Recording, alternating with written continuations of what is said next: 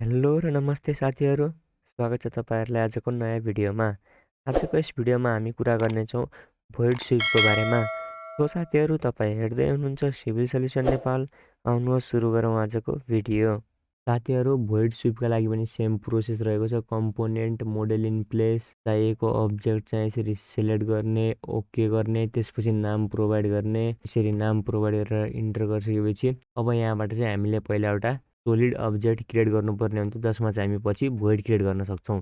त्यसको लागि चाहिँ म यहाँबाट 3D मा जान्छु। 3D मा गइसकेपछि यसरी टप भ्यूमा जान्छु र यहाँ चाहिँ म एउटा एक्सट्रुसन लिन्छु र एक्सट्रुसनमा चाहिँ एउटा रेक्टेङ्गल लिएर यसरी सोलिड अब्जेक्ट क्रिएट गर्छु, जसमा चाहिँ हामीले भोइड स्विप क्रिएट गर्न सकौँ। यसरी चाहिँ म यसलाई आफ्नो आवश्यकता अनुसारको बनाउँछु। 20 फिट इन्टर। हजुरले 20 फिट नै राख्नुपर्छ भन्ने छैन, आफूलाई चाहिए अनुसारको सेप एन्ड साइजको चाहिँ हजुरले बनाउनु होला। यो चाहिँ म इक्जाम्पलको लागि बनाइरहेको छु। सिम्पली टिकमा क्लिक गर्नु होला र देख्न सक्नुहुन्छ हाम्रो एक्सट्रुसन चाहिँ यसरी क्रिएट भइसकेको छ। यसलाई चाहिँ म सेडेड भ्यूमा राख्छु ताकि हामीलाई क्लियर देखियोस्। सिम्पली यसमा क्लिक गरेर यसको म थिकनेस पनि चेन्ज गर्छु। यहाँबाट चाहिँ म यसको थिकनेस पनि 20 फिट इन्टर गरिदिन्छु र देख्न सक्नुहुन्छ हाम्रो सोलिड एक्सट्रुसन चाहिँ क्रिएट भइसकेको छ। अब यसमा भोइड क्रिएट गर्नको लागि सिम्पली क्रिएटमा जानु होला, भोइड फर्म्समा जानु होला र भोइड एक्सट्रुसन, ब्लेन्ड, रिभोल्भको बारेमा हामीले अघिल्लो भिडियोमा कुरा गरिसकेका छौँ। अब चाहिँ हामी भोइड स्विपमा क्लिक गर्नेछौँ र यहाँबाट चाहिँ अब सेम अप्सन देख्न सक्नुहुन्छ। जस्तो चाहिँ सोलिड स्विपमा रहेको थियो त्यस्तै अप्सन यो भोइड स्विपमा पनि रहेका छन्। फरक यति हो कि उसमा चाहिँ सोलिड स्विप क्रिएट हुन्थ्यो भने यसमा चाहिँ स्विप चाहिँ भोइडका रूपमा क्रिएट हुनेछ। सिम्पली अब यहाँबाट चाहिँ हजुरले पिक अ पाथ अथवा स्केच अ पाथ जुनसुकै आफ्नो आवश्यकता अनुसार लिन सक्नुहुन्छ। यदि हजुरसँग अलरेडी नै पाथ प्रोभाइड छ भने पिक पाथ गर्नु होला, या त हजुर पाथ स्केच गर्न चाहनुहुन्छ, आफ्नो अनुसार राख्न चाहनुहुन्छ भने स्केच अ पाथ गर्नु होला। त्यसको लागि पहिला चाहिँ म सेट प्लेन गर्छु, कुन प्लेनमा चाहिँ भोइड क्रिएट गर्ने भनेर। ओके। त्यसपछि यसरी चाहिँ म यो टपमा प्लेन प्रोभाइड गर्छु। त्यसपछि चाहिँ अब फेरि मोडिफाई स्विपमा जाउँ र यहाँबाट चाहिँ स्केच अ पाथ लिन्छु म। त्यसपछि यहाँबाट रेक्टेङ्गल लिन्छु र रेक्टेङ्गल चाहिँ म यो अफसेट कति 4 फिट 4 फिट अथवा 5 फिट 5 फिटको अफसेटमा मैले राखेँ। त्यसपछि यहाँबाट सिम्पली यसरी म यसलाई चाहिँ भित्रतिर गर्छु। स्पेसको सहायताले हजुरले यसलाई भित्र बाहिर यसरी गर्न सक्नुहुन्छ। त्यसपछि यो बनाइसकेपछि यसमा म यो चाहिँ हाम्रो पाथ क्रिएट भइसकेको छ। अब म टिकमा क्लिक गर्छु। टिकमा क्लिक गरिसकेपछि अब सिम्पली हजुरले यो प्रोफाइल एडिट गर्नुपर्ने हुन्छ। सिम्पली यसमा डबल क्लिक गर्नुभयो भने त्यसपछि हाम्रो प्रोफाइलमा अन जान्छ र यसरी म लेफ्ट भ्यूमा गएर अब यसमा चाहिँ आफूलाई क्रिएट गर्नुपर्ने सिम्पली यहाँबाट म एउटा रेक्टेङ्गल लिन्छु। जुन प्रकारको हजुरलाई भोइड क्रिएट गर्नु छ त्यही प्रकारको हजुरले यसरी अब्जेक्ट लिनु होला। मैले चाहिँ यसरी रेक्टेङ्गल लिएँ। यसलाई चाहिँ म यहाँबाट यसको अब साइज पनि चेन्ज गर्छु। सिम्पली यसलाई चाहिँ 2 फिट इन्टर गरेँ। यसलाई चाहिँ मैले यहाँबाट 1 फिट राखिदिएँ।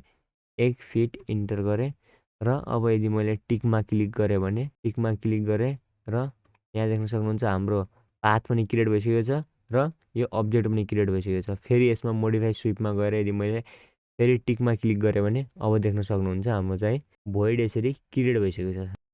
अब यदि हजुरलाई अरू भोइडहरू क्रिएट गर्नु छ भने सिम्पली फेरि क्रिएटमा जानु होला, यो भोइड फर्म्समा जानु होला। त्यसपछि हजुरले चाहिँ भोइड स्विपमा जानु होला र अब कुन प्लेनमा चाहिँ हजुरलाई फेरि भोइड क्रिएट गर्नु छ, अथवा हजुरले चाहिँ प्लेन प्रोभाइड नगरी पनि सिम्पली पिक अ पाथ पनि गर्न सक्नुहुन्छ। मैले पिक अ पाथ गरेँ र यसरी एउटा पाथ दुईवटा पाथ लिएँ।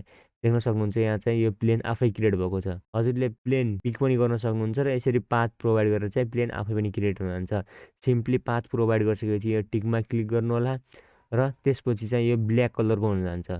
पिङ्क भयो भने चाहिँ हजुरको पाथमै छ भन्ने बुझिन्छ, जसमा चाहिँ हजुरले पाथ प्रोभाइड गर्नुपर्ने हुन्छ, र ब्ल्याक भइसकेपछि चाहिँ हाम्रो पाथ प्रोभाइड भइसक्यो भन्ने हुन्छ। र अब चाहिँ सिम्पली यो अब्जेक्ट जहाँ क्रिएट गर्न चाहनुहुन्छ त्यो प्लेनमा डबल क्लिक गर्नु होला र अब यो ग्रिन कलरको हुन जान्छ।